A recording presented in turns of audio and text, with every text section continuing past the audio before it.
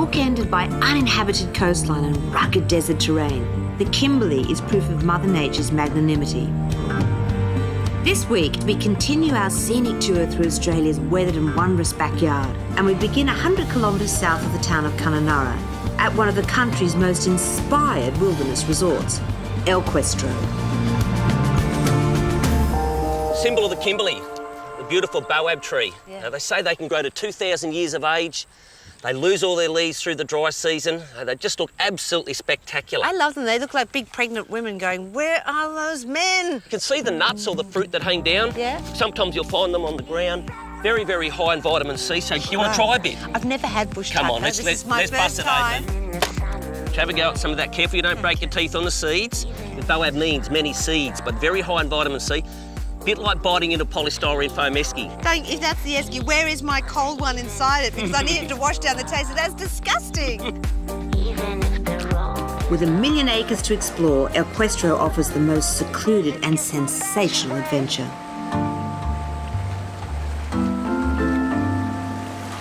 Here we are, beautiful Zebedee Spring. This is nature's own private plunge pool. It's lovely. It's really warm. Oh, well, this water's coming all the way from New Guinea under the Timor Sea up through a natural fault line, coming out at a beautiful 30 to 32 degrees. Just lay back. Guaranteed 10 years younger when you get out, Kathy. That's how good it is. It's like an aquatic TARDIS. Oh, look, you just Turning can't back beat time. But the true highlight of any stay here is delivered at day's end. Pigeonhole Lookout is probably one of the most spectacular lookouts on El Questro. Thousands of people come here every year just to see these stunning Kimberley sunsets. Cheers. Cheers. Kununurra is Aboriginal for many waters, which proved prophetic as it's now Australia's largest water park. The town's main water source, Lake Argyle, is created by the Ord River Dam, the largest man-made lake in the country. With our Captain Dylan and the team at Triple J Cruises, we're headed 55 kilometres from the dam wall back into the town of Kununurra. And while our croc friends stay well camouflaged, these waters are abundant with wildlife. It seems like it's a bird sanctuary here. It is. It's beautiful for birds. When you've got this much pristine, constant fresh water in an area as arid as the Kimberley is, it's a really big attraction for a lot of bird life. So we've got in excess of 150 species of birds just on this one section of water right here.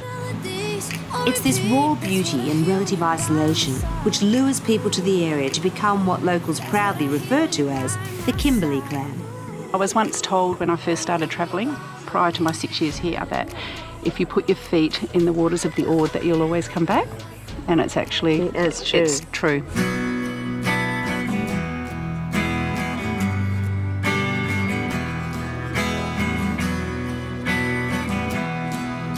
We're in the colourful frontier town of Broome, the final stop on our epic Aussie adventure with Scenic. Were your grandparents amazed when you came out? My gal pal is Kira Fong, a former model and long-time Broomie, with many exotic tales to tell. And on the right, we're actually coming up to the Sun Pictures. And the Sun Pictures is the world's oldest operating outdoor picture theatre. Australia's oldest operating. Yeah, no, the world's The oldest world's? Really? picture theatre. Opened in 1916, Sun Cinema's movies still screen here every day, but Kira's rags to riches tale is even more cinematic in scope. I love to think of you, though. Here you are, you modelling in Paris and London and Barcelona, and you came from this little tiny town of Broome. Yeah, actually, my family's property is just up here on your right. And when we were kids, we used to sit at the top story. It's a two-storey building. And we used to watch the movies out the window.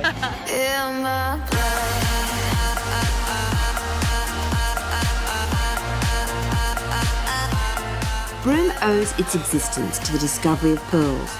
The industry peaked in the first decade of the 20th century, and to this day, the world is Broome's oyster, literally. So what you're doing is pulling up a panel. Yeah. So this is what houses our oysters, It's like oyster Alcatraz. to a degree. Open sesame. Alrighty. Can you see the So pearl? we'll peel this top piece off. Oh, A wow. nice little pearl. Oh, isn't that extraordinary that that's just come out of the sea? And one must have a wander through the gallery at Willie Creek, if only to dream. So how many of these would you sell? Unfortunately, not too many. There's not actually that many people ready to spend $100,000 on a 100,000. strand. So, Megan, do you think I'm a little bit overdressed for the Outback? No such thing as overdressed. Thank you, I totally agree. I think I could do a couple more strands. I'm sure we can arrange something. Could you just get me a few more? Sure.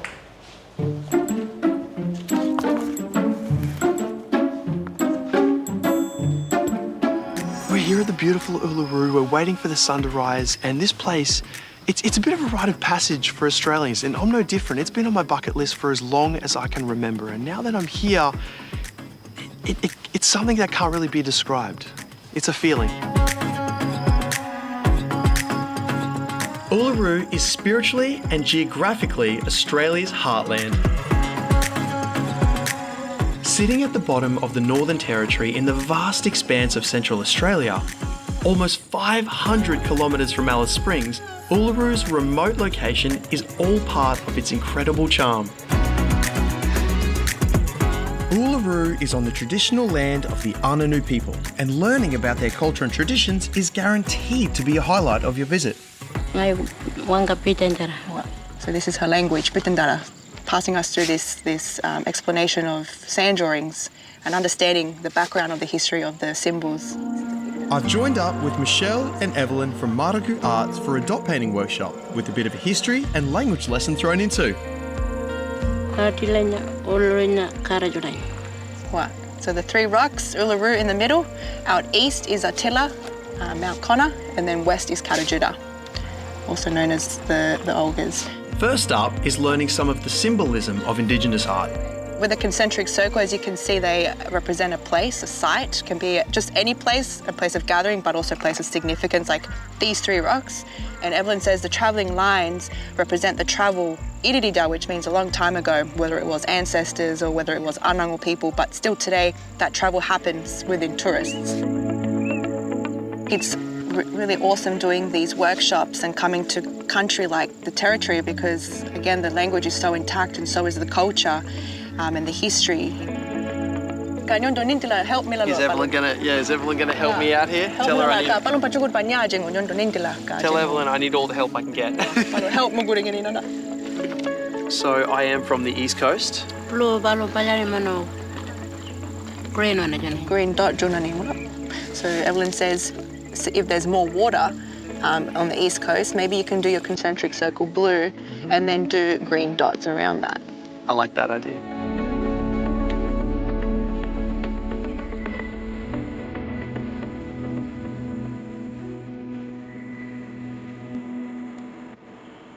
Getting to do this is just such a connective spiritual experience, but then just out of nowhere Evelyn said, can I move mine over? And she started to help me, and getting to do this together is amazing. I'm going to admit, for a guy that got an E in art in grade 8, not too bad, I think. But my story goes, so from the East Coast where there's a lot of water and a lot of trees, a lot of greenery. So this is where I am making the travel over to the Red Centre. Here I am right here. And then here's my crew. I feel very happy right now. There's so many ways to experience the magic of Uluru and its surroundings, but the latest installation is something truly extraordinary. I'm not sure you could get a more spectacular backdrop anywhere else in the world. Now, using the landscape as a canvas, the stage is set for a show that I am promised will absolutely blow my mind. And you know what? I truly believe that because even just being here, I'm already blown away. We've signed up for the full experience. Cocktails and canapes at sunset, followed by hot and cold native-inspired dishes, and of course, this. The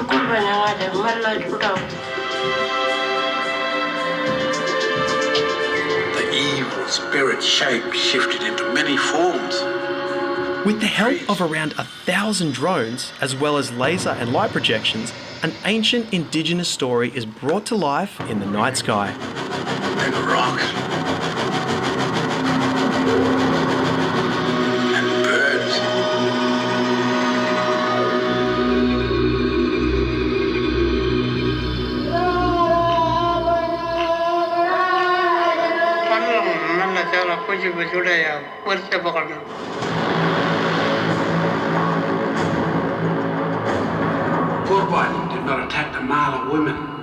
They are still living here at Uluru today.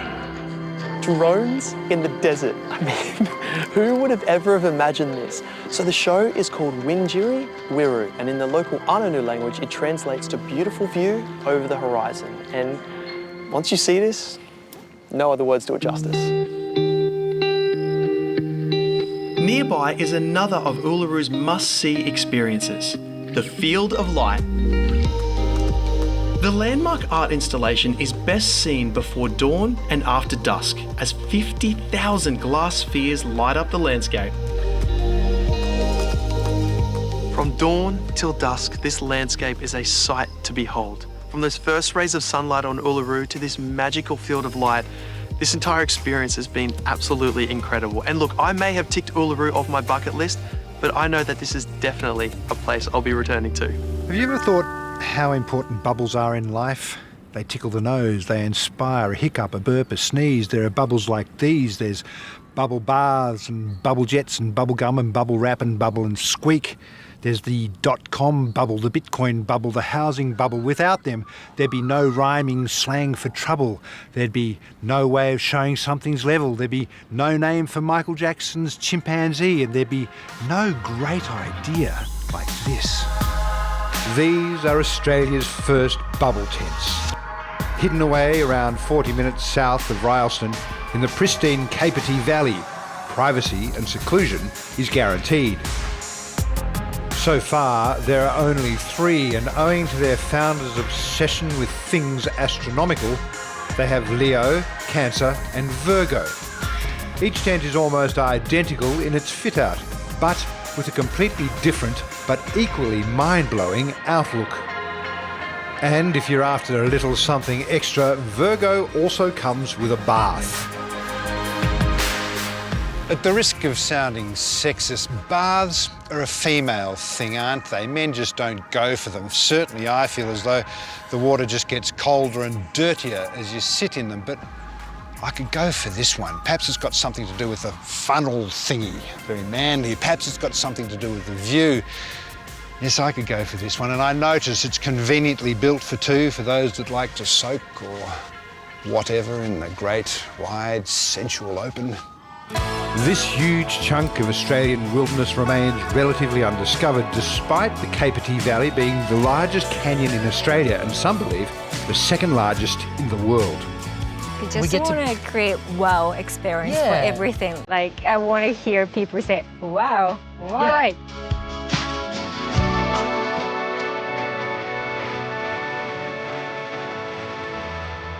Obviously, the great attractions here are the ridiculous serenity, the privacy, the way this whacking slice of wilderness just laps at your soul.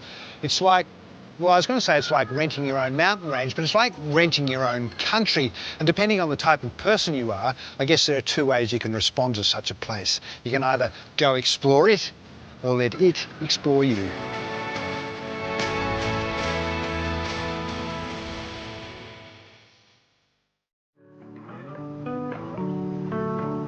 There is so much to love about Kakadu, from its rich history to its vast landscapes. But this is also prime croc country, with over 10,000 of these prehistoric creatures calling Kakadu home. So I think it's safe to say we're going to meet a few of the locals today.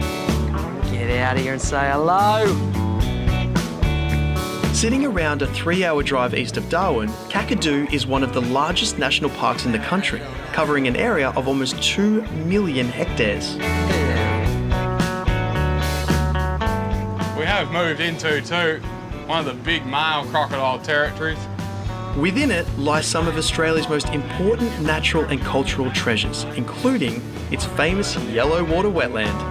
Oh, big boy! No way! That's sick!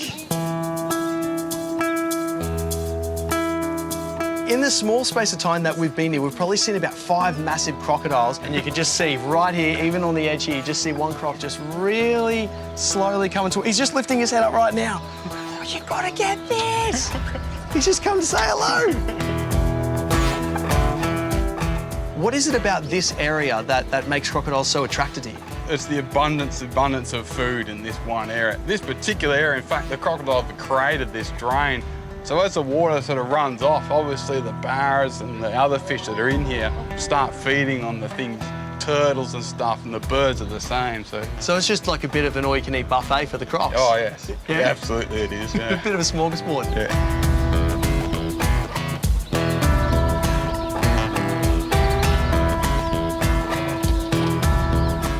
So I told you we'd meet some of the locals, but to be honest with you, I didn't think we'd get this close. I don't want to reach too far because I reckon I can touch him. Check it out.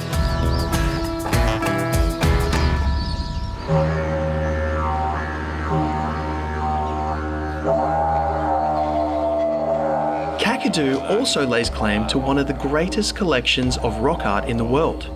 These sites and these paintings, they often retell the stories that are held in the landscape as well. And family, they would always travel to these sites with the younger generations, making sure that those stories were passed on. So it's always important because these things were never written down. While some of the artwork is several thousands of years old, others are surprisingly recent.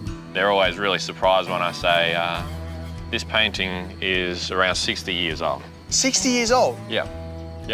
That's blown my mind. So the paintings are as recent as a couple of decades? Yep. We have elders who are still alive today that remember these paintings being completed by their fathers and watching it and helping to actually prepare the pigments and the paints. Local binning man James Morgan runs private tours of the Norlangi rock art site, just one of many galleries throughout the park. Now, of all the rock art in the national park, how much of it actually is accessible? Yeah, so we have a number of really big rock art sites here at Broome and Norlangi. This place is accessible all year round. Right. There's also a number of walking tracks where you might walk past pieces of rock art and not even know it's there. Come, my brother, come slowly, come easy, my friend.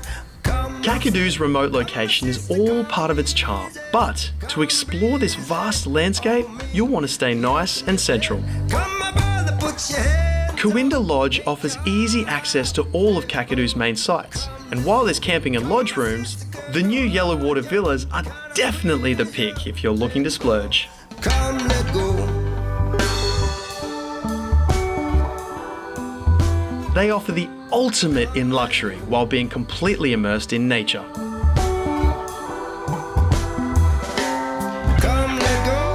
Kakadu is the essence of outback Australia. Saltwater crocs, eucalyptus trees, Aboriginal rock art and dreamtime stories dating back thousands of years. Now you top all that off with epic views like this, and it really is the ultimate Aussie adventure.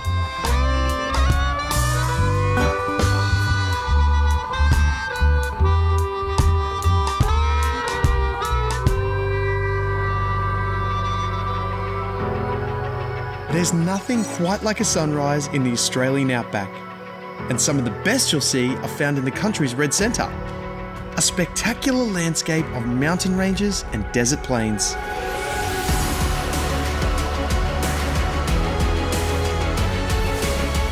The red centre of the Northern Territory comprises of the Kings Canyon region, Uluru Katajuda National Park, and of course, Alice Springs. For many people, Alice Springs is the launching pad to get to Uluru, which is quite possibly Australia's most iconic landmark. But Alice is an incredible destination in its own right, as she's got all the charm and spirit that the Red Centre is famous for. Geographically and culturally, Alice Springs is the heart of Australia's outback. As one of Australia's most remote cities, it boasts ancient landscapes and a strong connection to local Indigenous community. I think people are really missing out on all of what is available to them here in Alice. If they just scoot on out to Uluru straight away, they can stay here for a week and there's so much to do. You could fill every single day with exploration type activities. Red Centre Adventures offers guided e-bike tours to Simpsons Gap, giving visitors the best opportunity to really appreciate the scenery. No matter how hot it can get, with the e-bikes, you set the pace and you're absolutely fanging it, but you're not even working up a sweat. Exactly, and that's what everyone loves about this tour. They get the option to get out there, they're in nature, It's the sights, the scents, everything, you know, but you're still just enjoying yourself on two wheels without having to really push yourself. Yeah. Bike paths are well maintained throughout Alice, making a cycle tour one of the easiest ways to get around. Have a look at this view. Isn't it beautiful? Yeah. You've got the whole of the West Max here, and you've got all of these beautiful blue, hazy views over here. You know what the coolest thing is like everywhere you look is just the most picturesque view, but also the clarity. It's just, you can just see, as far as you can see, it's just like I know. so clear. It's beautiful, it truly is.